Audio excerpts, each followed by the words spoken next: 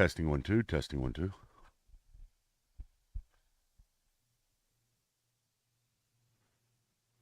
Testing 1 2. Testing 1 2. Testing 1 2. Testing 1 2.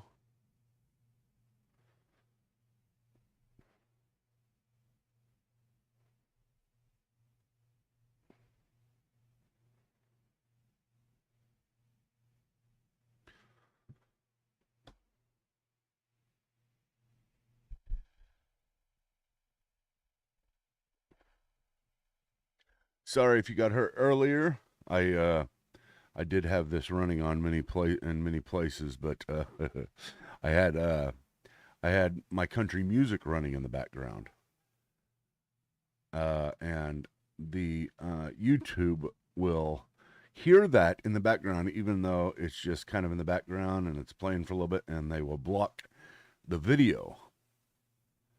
So I had to start it over just so that the live version didn't get blocked. And I've got to be done exactly at 9:30 today because my wife and kids are going out of town.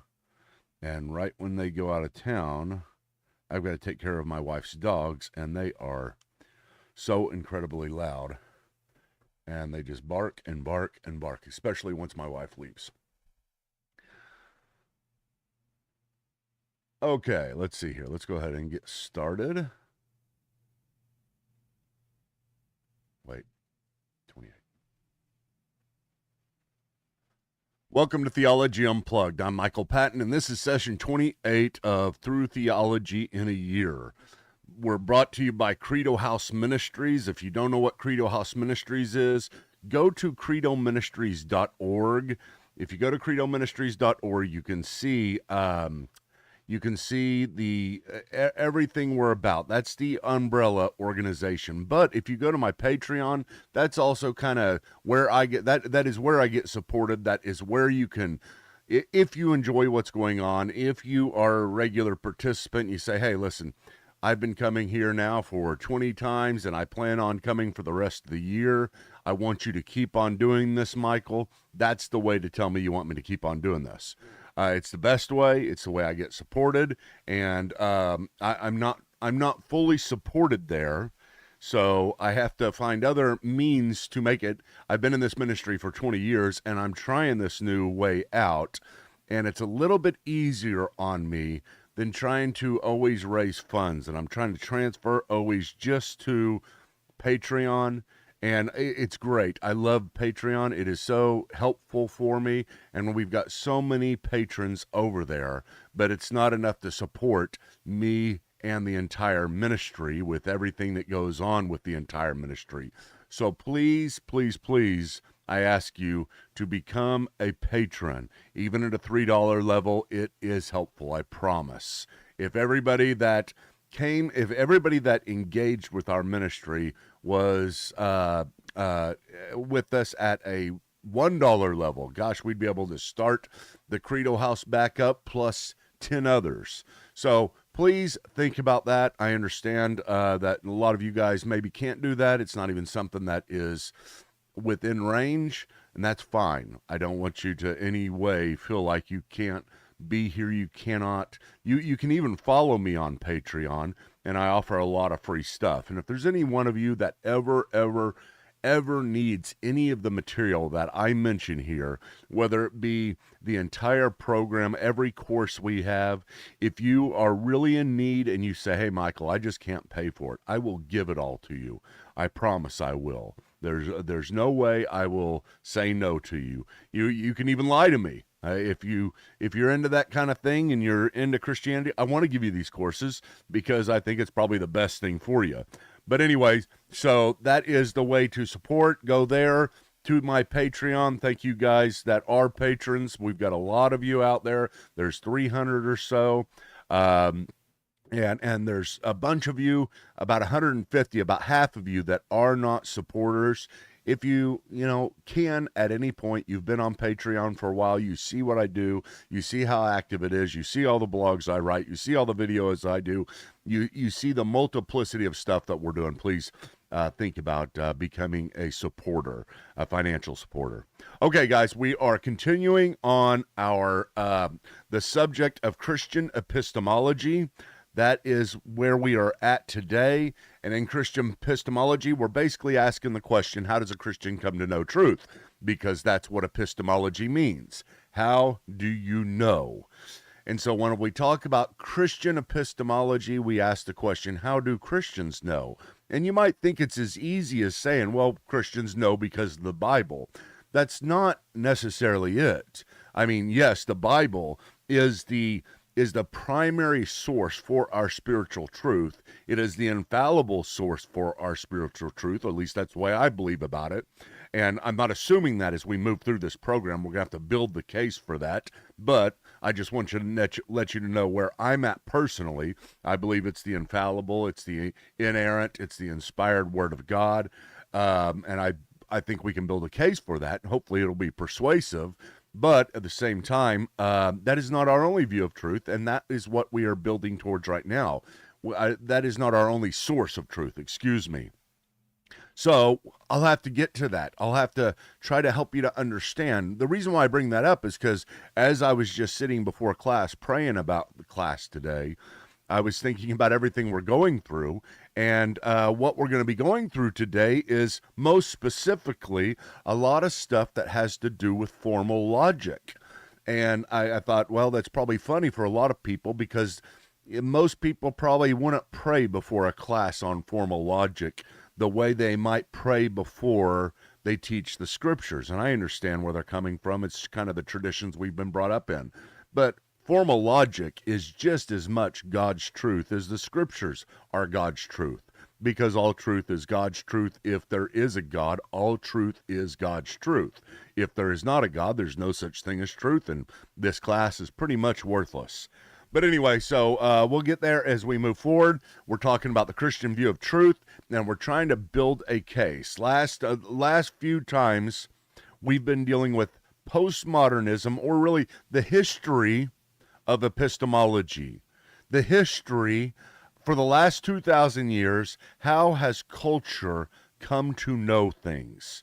Whenever you ask anybody in any century, hey, how do you know that what you believe is correct? How would they answer that? And that's what we've tried to do, is walk through the history of epistemology so that we can get to today and really understand and empathize with what we live in today. And we call this a postmodern generation. And if you remember, we talked about postmodernism last time and compared it specifically to modernism. And we looked at this particular slide. And we said modernism, where we are coming from the Enlightenment, that's where we used to be. Modernists were concerned with facts, rationality, and evidence.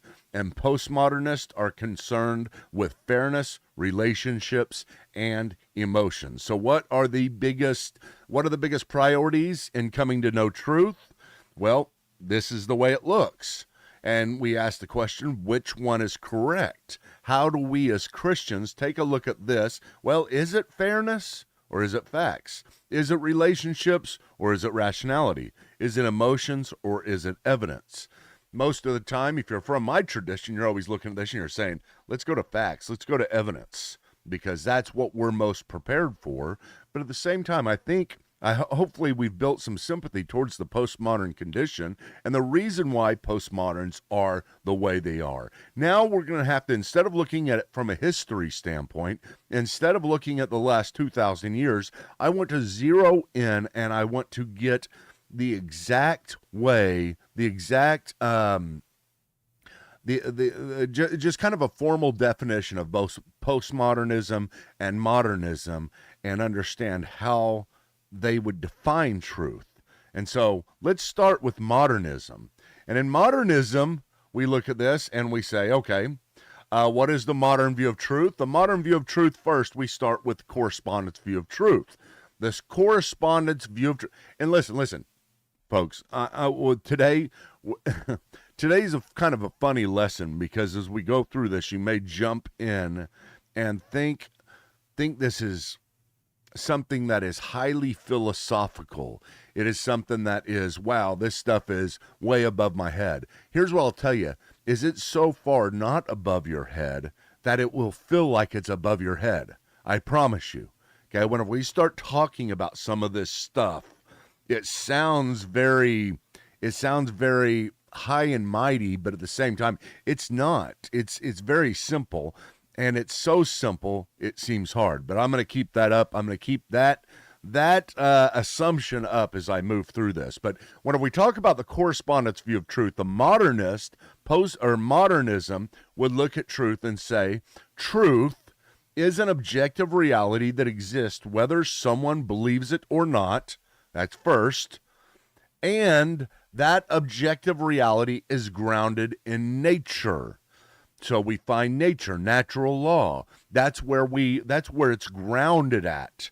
That's how we know, because natural law tells us these things.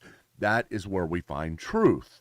That's the reason why truth, is because of natural law. But truth itself is something that exists outside of our minds. It is outside of our brains.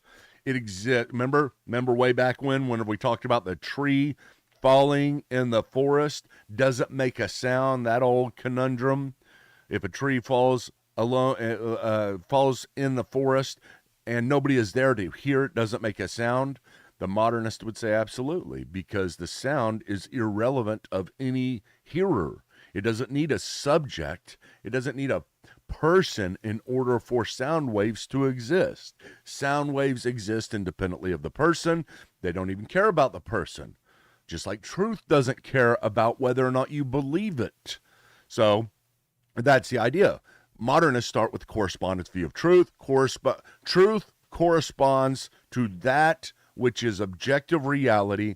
Our thoughts are only true to the degree that we articulate them in our mind in such a way to where they correspond with objective reality.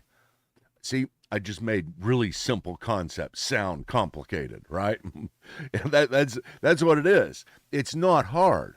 It's just truth is out there and we're trying to find it. That's all it is. Okay, so we go back and we say, okay,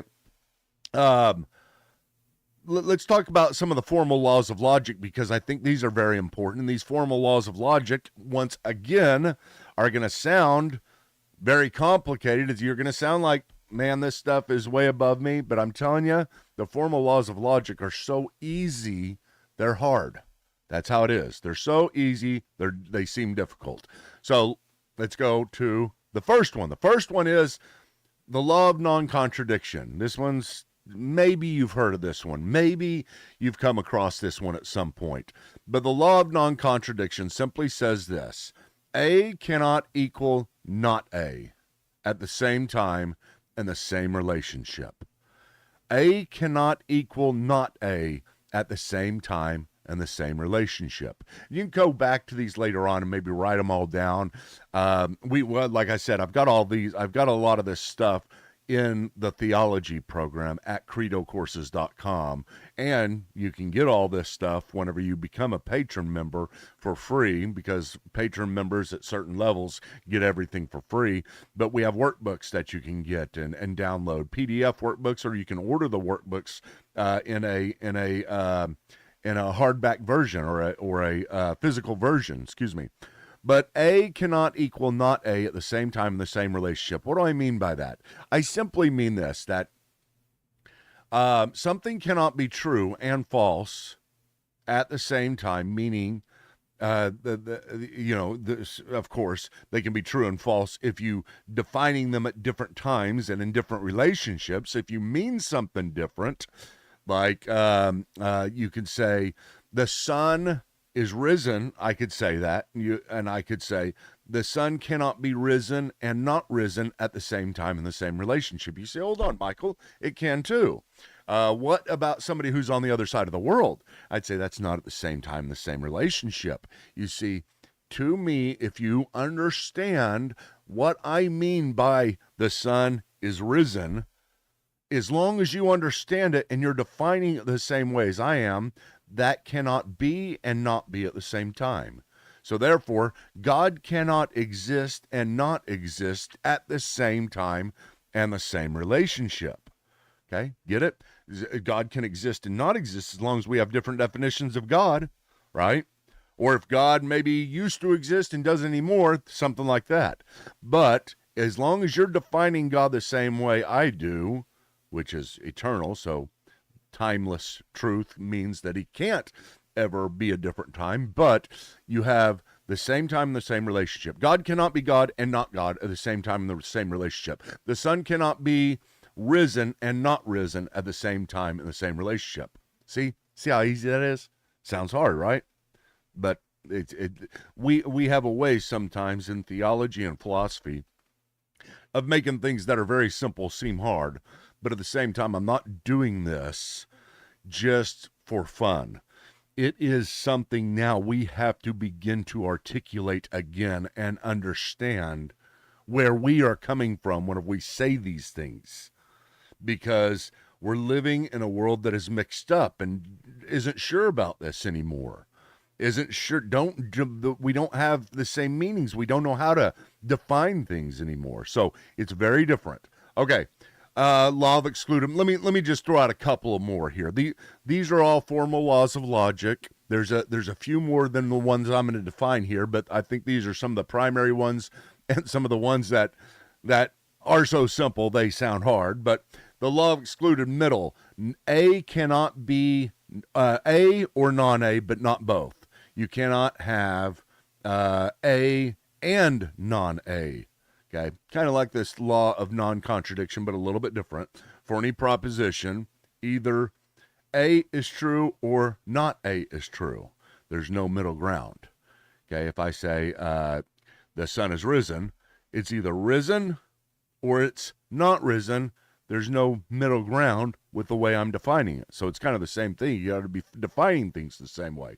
How about the law of identity? This one's the easiest. This one's the fun one I always laugh at, because it is so incredibly simple.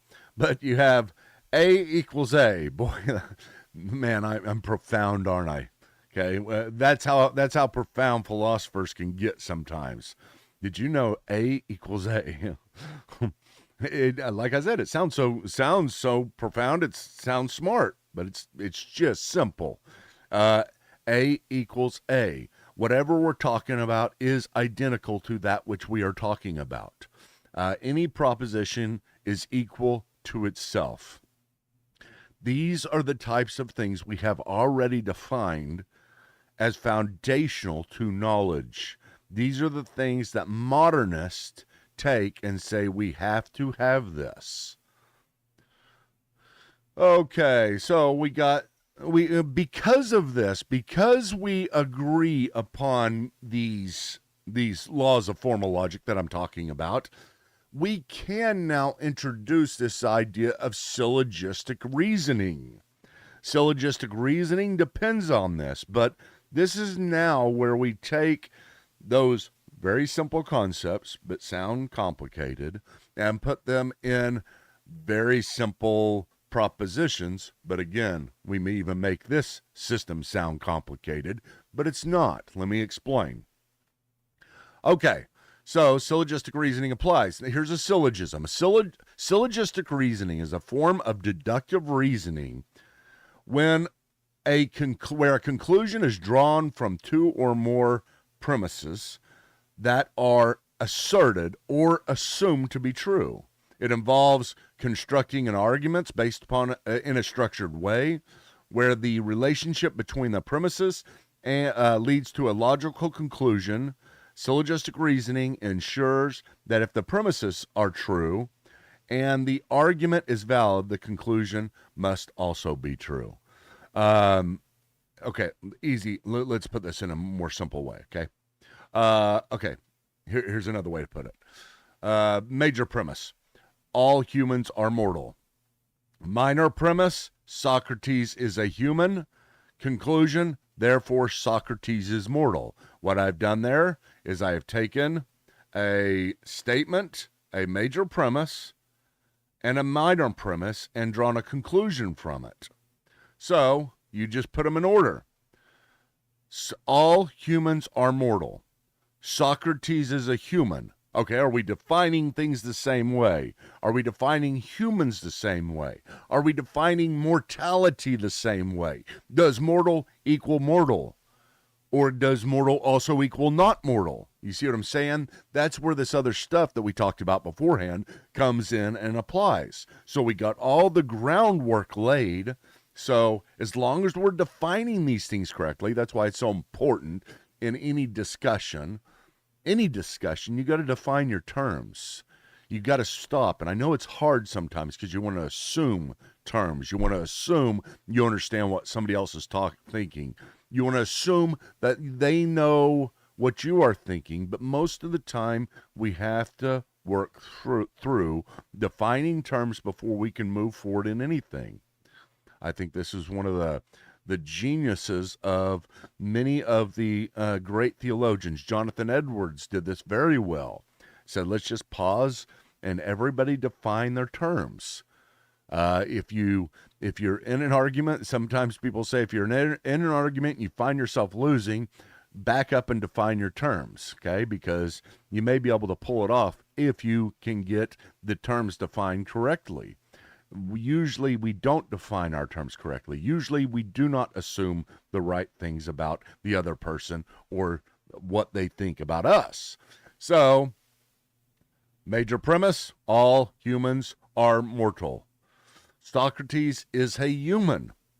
And then the conclusion is, if this is right, therefore Socrates is mortal. So here's the deal.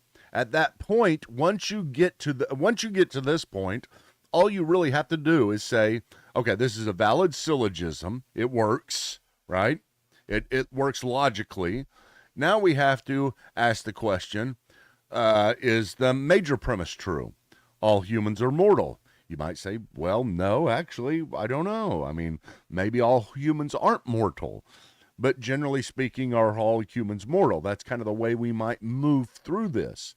But you might be able to say, no, Jesus was a human, and he wasn't mortal. Well, actually, he was mortal. He did die. Just because he rose from the grave doesn't mean he's not mortal. Now, he is a risen human.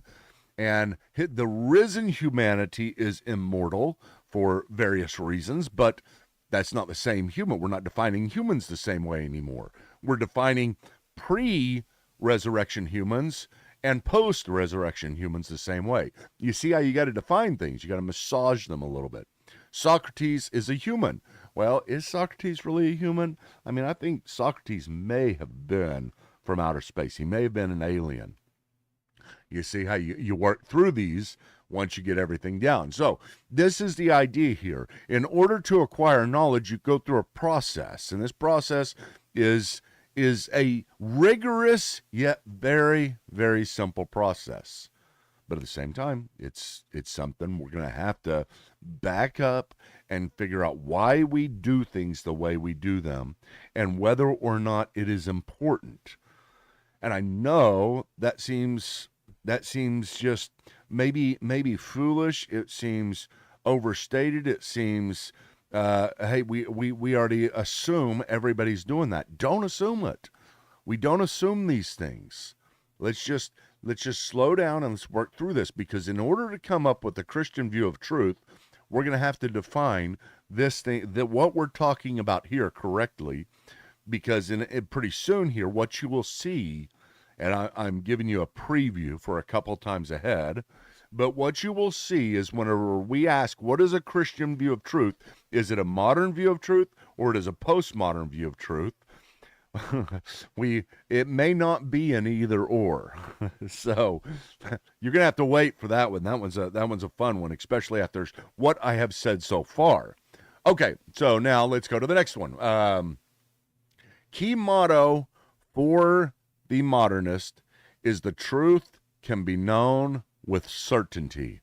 That was a key motto. That was the key hope. That was the key excitement. That was Rene Descartes. That was what we thought We were moving forward as humans. We now finally knew the laws of logic. We didn't have to rely on other people. We had this pre-built. Whatever pre-built it, there was something pre-built within us that was pretty darn cool, and it worked. And that's the reason why you and I can communicate. That's the reason why we usually don't have to go through all of this in order to understand each other. There is a reason why all humans can, as long as they know the same language, they can assume to a certain degree they understand each other, and that they understand what humanity is based upon that. And that whenever you define something as good, and I'm understanding what you mean by that, then I can parallel that in whatever my understanding is, or language, excuse me, and we can assume we have the same understanding. So if I say, hey, you're being mean to me, to somebody that is at a different time, in a different place, as long as we get our terms down correctly, I can think, you know what? I think he understands that. He understands I don't like somebody being mean to me, and that he's still being mean, so he is being aggressive. Yeah, that's kind of the basics of communication. But it's because we have something, modernists were like, we've got something pre-built. We've got rationality. Rationality is the basis for all of our knowledge, all of our certainty, and all of our basic epistemology. So, truth cannot be known with certainty. The key word, indubitability, which basically, indubitability means to be dubitable is to doubt. To doubt. It's to be without a doubt. That is the key motto. We are without a doubt. In the modernist world, we were so certain. We can be so certain. We can be sure we can't be wrong. We can get to the point where we can't be wrong. Without a doubt.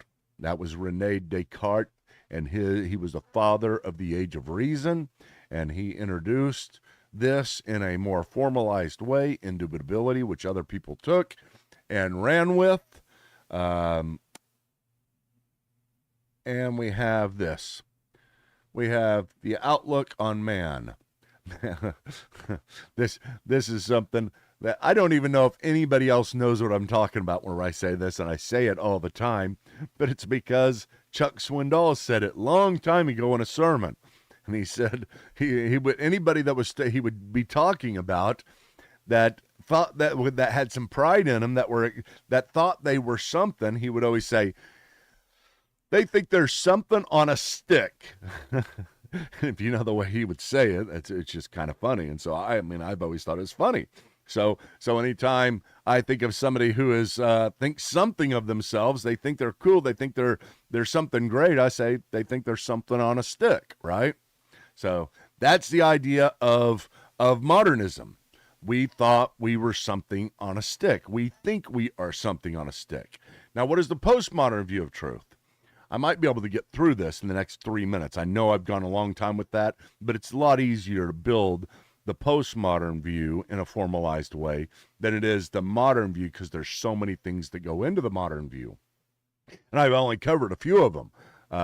Take a course on logic, take a course on philosophy, and you'll be able to see a more extended version of what we just talked about. Okay, the postmodern view of truth is this. Instead of the objective view of truth, it's the relative view of truth. Truth is a perspective reality that exists in the perspective of the individual or group, and that perspective reality is grounded in time. Of course, because by definition, relative truth is grounded in time. It's grounded in place. It's grounded in perspective. So truth is your truth, and my truth is my truth. So what do we have there? We have the law of non-contradiction does not apply always when it is assumed to create or sustain a meta-narrative. This is a qualification here. I could say the law of non-contradiction does not apply, but that's not really true. I don't know of any Derrida or Foucault or any of the major postmodern thinkers who would say, I don't believe that truth exists.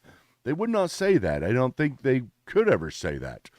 What they would say is that we don't believe you can build a big picture meta narrative on what all truth is and then a big picture story on how we're supposed to view things. Why? Because you don't stand outside of time and you don't have a perspective that has all the information that is necessary to build a meta narrative or all the understanding from wisdom to be able to build one. And you are in one time and one place. So everything is built upon where you're at, who you are, what information you have, and it's limited. Therefore, it can't build a meta-narrative. So if you have a big picture view on how things are, if you say, your Christianity is right and these people's religion is wrong, that's a meta-narrative, and you're proposing a meta-narrative, and how can you know? Okay, you see how that goes. That's the more formalized way to look at a postmodern view of truth. So A equals non-A because we don't live in the same or exist at the same time and in the same relationship. Key motto: the truth cannot be known. At least this. I mean, here's what you may think. The truth cannot be known. Let's do it this way. The truth cannot be known with certainty. And so if you put it that way, at that point, then you're like, yeah, but you're not certain about it. So, we can't really know. We can't, and that's the criteria, because the modernists set up this indubitable criteria, right? You have to know what that, in order to know, if you truly know, you have to know with indubitable certainty. And now here the postmodern comes and uses that and says, no, wait a minute. If that's the way you're defining truth, then nobody can know truth. Because you're defining it, the knowledge of it, the epistemology of it, as having a necessity of indubitable certainty, of absolute certainty, of that you can't be wrong. And we say you can be wrong. And you say, oh, wait a minute, okay. Did they win? Are they right? Here's the problem. Now I think we're defining our terms wrong. But we'll get there. Okay, now what do you have? The key word of the postmodernist is dubitability. We are all dubitable. We all should doubt. We all can doubt. Outlook on man. How about this? Outlook on man. Man is something on a stick that melted. That's a good one. I like that. Okay. I coined that, something on the stick that melted. You think you're something on a stick, but you're something on a stick that melted. Okay? Chuck, you can use that anytime. All right? I just need you to contact my agent, get a copyright. I'll get it down because I just wrote it about an hour ago, so I haven't gotten all that done yet. But something on a stick that melted, you can add that to your something on a stick. Because we are all something on a stick that melted. Now, what I leave you with today is this. Which one is true? Which one of these do we buy into? And we are Christians, and we're trying to figure out what the Christian view of truth is. And we look at both of these, and we say, are these our options? And we say, well, these are the options so far. This is the way that the history of the world has looked at it. And where do we go now? As who sang the song? Where do we go now? Where do we go? Where do we go? Oh, whatever that group's is. My wife loves that group. I can't remember. 1980s group. Oh well. Anyway, where do we go now? Guns N' Roses. As Axl Rose would say. Where do we go now? We'll cover that next time. Thank you guys so much once again. Thank you for showing up. Thank you for coming to this. I know, I don't know how this perceived. I don't know how it came across to you. As I was preparing this, I was laughing because I was like, this is something that's, it's funny that you have to teach this, but at the same time, we do have to teach this. So thank you guys for showing up. Thank you for being here. Remember, support. This is where you go. If you're getting benefit out of this, please take a picture of that. I guess that's what you do. Take a picture, or just go to patreon.com/C Michael Patton and become a monthly supporter. Either way, check us out there. And whether you're coming to us on Spotify or YouTube, remember, those of you on Spotify and podcast, you can watch this, because we are not only coming to you live every morning, 9 o'clock Central Time, but this is up and ready to go within an hour on YouTube, edited and everything else. But thank you guys for showing up, and we'll see you next